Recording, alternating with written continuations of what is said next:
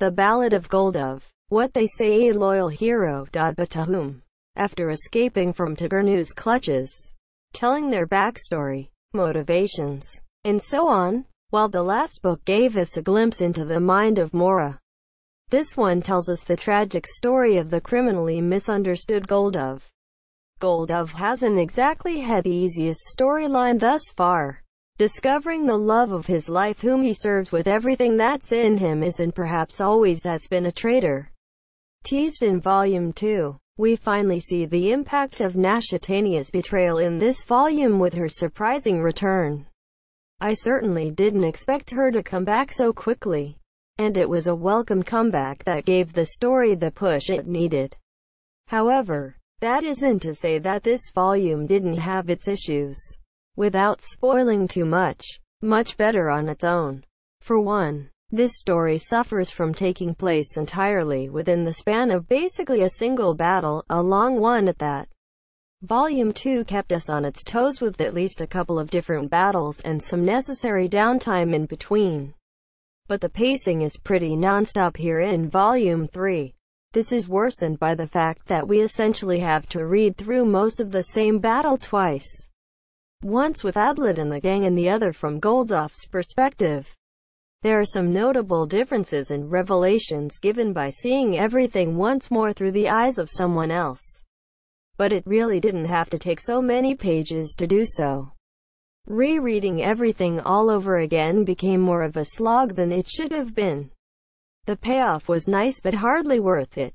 Rokka, Braves of the Six Flowers would have benefited from a significant shortening of the latter act that focuses on Goldof as the double-dipping, unfortunately, lessens the strong material contained within this battle. We see the return of the always enjoyable Tgurneu and the introduction of Dozu, one of the other two fiend leaders. Dozu fascinated me throughout the entire volume due to his ability to have his hand in just about everything that has happened thus far. The interactions the Braves have with Tgurneu and Dozu at different times have me very intrigued and curious about where the story is going from here. Especially that surprise temporary partnership at the end. The theme of the enemy of my enemy is my friend is sprinkled just enough throughout the novel to truly raise questions about what could be in store. Unfortunately, it won't be until the next novel that we find out what exactly is happening.